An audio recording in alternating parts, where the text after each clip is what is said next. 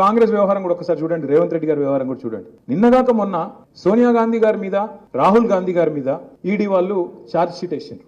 National Herald అని ఒక scam ఏదో అయింది, 2000 కోట్ల కుంభకోణం అని చెప్పి వాళ్ళ మీద ఛార్జ్ షీట్ వేసి A1గా సోనియా గాంధీ, A2గా రాహుల్ గాంధీని పెట్టిరు.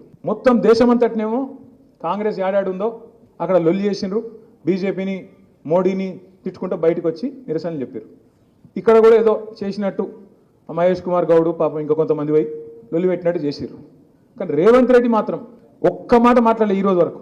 ఏది వాళ్ళ నాయకత్వం మీద, వాళ్ళ టాప్ లీడర్షిప్, సోనియా గాంధీ, రాహుల్ గాంధీ మీద కేసు అయితే, ఛార్జ్ షీట్ అయితే, దేశంలో ఉన్న కాంగ్రెస్ వాళ్ళందరూ మాట్లాడుతుంటే రేవంత్ రెడ్డి మాత్రం కుయ్యి లేదు, కయ్యి లేదు, సడి లేదు, సప్పుడు లేదు. ఎందుకు అంటే ఒక గంత దృఢమైన బంధం, చోటే బాయిది బడే బాయిది, అంత దృఢమైన బంధం అన్నట్టు. ఈయన ఆయన కాపాడుతాడు, ఆయన ఈయన కాపాడుతాడు.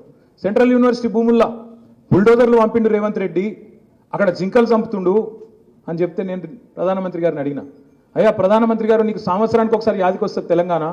ఏప్రిల్ 2024లోనేమో ఆ రోజు అన్నావు ఇక్కడ RR ట్యాక్స్ వసూలు చేస్తారు, తెలంగాణలో అవినీతి రాజ్యం వెళ్తుందన్నావు. సంవత్సరం అయిపోయింది, యానివర్సరీ కూడా అయిపోయింది. మరి ఇంతవరకు దాని మీద ఏం కార్వాయి లేదు, దాని మీద ఏం స్టడీ సప్పుడు లేదు, ఓ కేసు లేదు. ఏమైంది RR ట్యాక్స్ అని చెప్పి ఆరా తీసింది లేదు.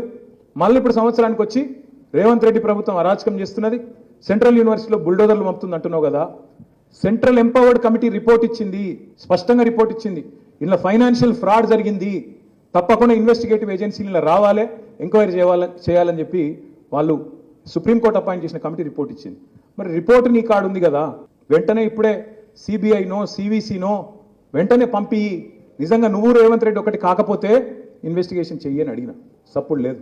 అమృత్ స్కామ్ జరిగింది, రేవంత్ రెడ్డి బామ్మర్దికి 1137 కోట్ల కాంట్రాక్ట్ ఇచ్చిండు, ఆయన కంపెనీకి అర్హతనే లేదు అని చెప్పి ఢిల్లీ దాకా పోయి షికాయత్ చేసిన, సప్పుడు లేదు. పొంగులేటి శ్రీనివాసరెడ్డి ఇంటి మీద, తెలంగాణ రెవెన్యూ మినిస్టర్ ఇంటి మీద ఈడీ రైడ్ అవుతుంది.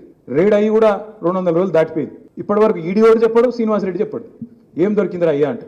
టీవీలలో మాత్రం స్క్రోలింగ్లు వచ్చినాయి, కౌంటింగ్ మెషిన్లు పోతున్నాయి, బాగా పైసలు దొరికినాయని వచ్చినాయి. ఏం దొరికిందో పరమాత్మకే తెలియాలి. ఇదంతా ఎందుకు చెప్తున్నా అంటే, 2 పార్టీలు తెలంగాణలో మాత్రం దొందే, ఇద్దరు ఒకటే. ఇద్దరు తెలంగాణ ప్రజల ప్రయోజనాలు వాళ్ళకి పట్టాయి, తెలంగాణలో ప్రజా పోరాటాలు వాళ్ళకి ఇష్టం లేదు, తెలంగాణ బాగుండు అంతకంటే ఇష్టం లేదు.